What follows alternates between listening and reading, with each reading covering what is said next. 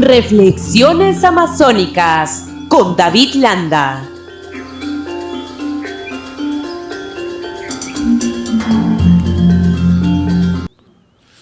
Ya estamos comunicados con David Landa para compartir, como es habitual, semana a semana en RCR, las reflexiones amazónicas. Buen día, David, qué gusto saludarte. Un abrazo a la distancia. Un buen día, mi querido José, esperando que sea un buen día para todos los peruanos. Un abrazo. Vamos a compartir un tema de interés y que está relacionado, que guarda interés en la situación que vivimos, ¿no? Las demandas no atendidas y las brechas sociales en la Amazonía, ¿no? Esto tiene que ver justamente con lo que en reiteradas oportunidades hemos conversado contigo, David, ¿no? La postergación en la Amazonía, ¿no? ¿Por qué no se le da la debida atención? ¿Qué es lo que pasa, ¿no? Y aquí, naturalmente, hay una poca presencia del Estado, pero que esto puede incubar hacia situaciones de protesta o puede ser utilizado en distintas circunstancias. Me gustaría conocer un primer punto de vista sobre este particular, David. Bueno, muchísimas gracias. Efectivamente, en realidad, digamos, las brechas que tenemos acá en la Amazonía sociales, en realidad son alarmantes, ¿no?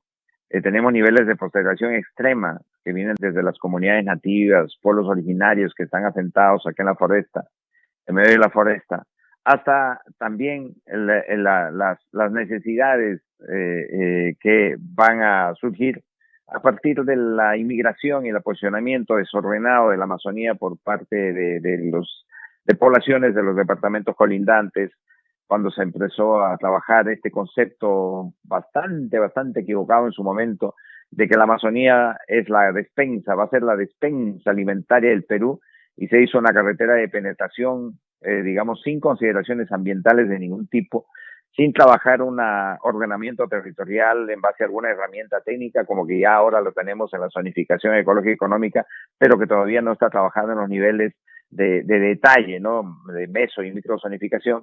Entonces eso ha traído como consecuencia una generación de carencias, una generación, un embalsamiento de necesidades de estas nuevas poblaciones y que afectan los ecosistemas, los biomas circundantes, y esto nos genera un problema tremendo.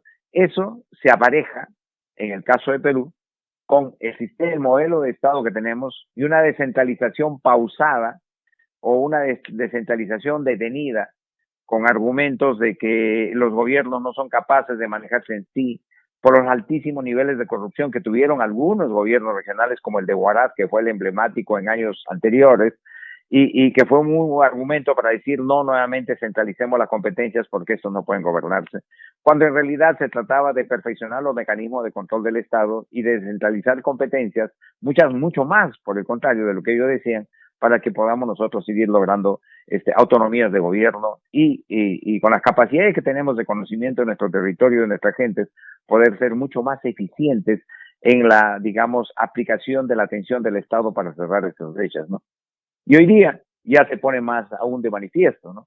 Si bien es cierto que tenemos como 20 años en marchas y contramarchas, porque nuestro régimen es presidencialista, parlamentarista, y nuestro modelo de Estado es centralista, limacéntrico en la práctica, aunque nominalmente dice Estado unitario, pero a ello se apareja el entrecomillado de centralista y limacéntrico, que incluso sociológicamente hay algunos términos que salen allí para graficar este caso, como cuando se dice que Perú es Lima y Lima es el Perú, ¿no? Entonces ahí hay realmente una desatención total, en este caso en la Amazonía, ¿no? Mi estimado David, a que esta desatención, esta poca capacidad, no solamente desde el Estado, ¿no?, sino de poder facilitar una gestión pública mucho más directa en favor de las poblaciones en la Amazonía, desarrollar proyectos, emprendimientos en la Amazonía, nos pone nuevamente en lo que siempre también es recurrente, ¿no? Habiendo recursos, ¿por qué no se aprovechan estos recursos? ¿Es un problema de capacidades un problema de desatención o es un problema de decisión política? ¿Qué ocurre? Efectivamente, y tú pones el dedo puntual ahí, como se dice, en la llaga. En realidad, habiendo recursos, no se aprovecha adecuadamente los recursos porque, diríamos, la mayoría de competencias del Estado en su nivel nacional, no son transferidos a los estados subnacionales, regionales o municipales para que se pueda tener posibilidades de aprovechamiento de estos recursos. Lo podemos mencionar en el tema forestal, ¿no? O también en el tema forestal y, por ejemplo, el ejemplo que es clásico, ¿no? En el asunto forestal y referido a plantas ornamentales. Es un ejemplo muy típico y puntual. Cuando las capacidades, por ejemplo, para el otorgamiento de autorización para manejar nuestro germoplasma en relación a orquídeas, ¿no? Nosotros tenemos que ir a pedir permiso y tenemos que tener la leña del gobierno nacional.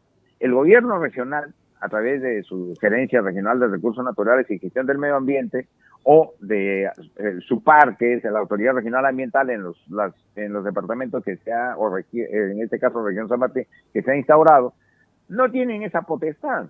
Y esa potestad lo detenta el gobierno nacional. Entonces no tenemos una agilidad y nos vemos entrampados en este círculo vicioso. Y eso conlleva a la informalidad, y la informalidad que te pone al nivel, al margen de la ley, y si sabes, en el tema penal, cuando ya hay el tráfico de especies, en este caso de orquídeas, y eso está penalizado. ¿Pero por qué?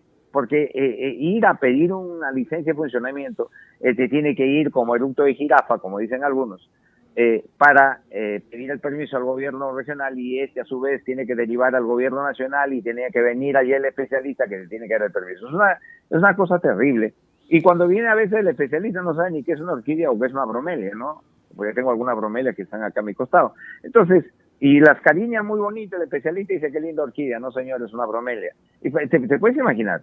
Entonces, cuando acá la gente tenemos la capa, eso por poner un ejemplo, en el tema de mediana y gran minería es igual, cuando podríamos nosotros, y generan los conflictos, cuando podríamos aquí saber dónde se puede aplicar un proyecto, de qué manera se puede aplicar un proyecto minero, por ejemplo, en Amazonía, sin necesidad de tener que ir pidiéndole permiso al gobierno central, que de paso y de plano da ocasión para la corrupción, porque allá aceitan la mano al otro y vienen e imponen el criterio acá, se levanta la población y tenemos el desmadre. Entonces, ese tipo de cosas tendrían que ir solucionándose para que nosotros podamos gestar, como tú acabas de decirlo muy puntualmente, toda la riqueza que contiene nuestro territorio, y podemos, a través de aquello, de una adecuada gestión de los recursos, de una manera sustentable, transformarlo en bienestar de la población y podamos ir cerrando esas brechas con las que comenzaste esta reflexión amazónica, ¿no? Y así lo tenemos en el tema hídrico. Mira tú, ¿cómo es posible que aquí en la Amazonía, después de tantos años y con el manejo de tecnologías tan avanzadas, el 90% más de las aguas residuales de toda la población, de los más o menos 30 millones de habitantes que tiene la Amazonía en su contexto y en toda su extensión, vayan a parar a los ríos? Pues no, la contaminación es extraordinariamente terrible acá, es una tragedia, y eso afecta a toda la biodiversidad circundante. Entonces no hay una mirada. Y eso a nosotros nos preocupa. Por ejemplo, ahorita con nuestra agenda estamos en pausa, ¿no? Acá no pasa nada, acá está todo tranquilo, y parece que el Perú estaría dividido en dos, uno en el sur y otro en el norte, que donde nosotros acá impávidos esperamos que se solucionen rápido los problemas para que podamos abordar nuestra agenda real, ¿no?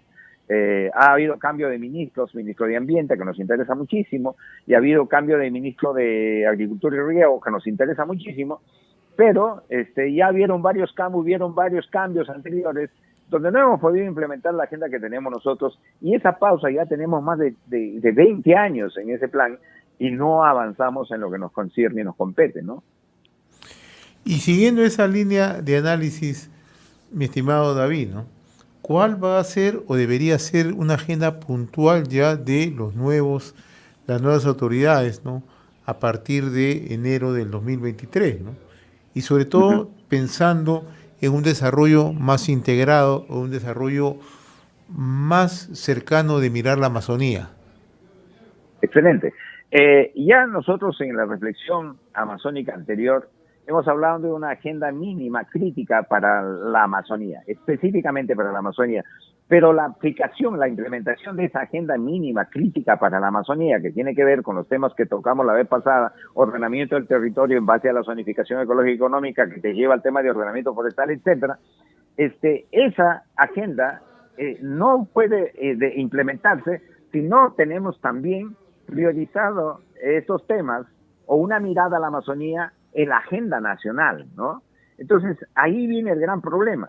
Entonces, y en la agenda nacional, quizás, ahí me atrevo a plantear que el punto más importante de la agenda nacional en temas de Amazonía tendría que ser profundizar la descentralización en relación a las competencias de la intervención del territorio que tenemos, ¿no?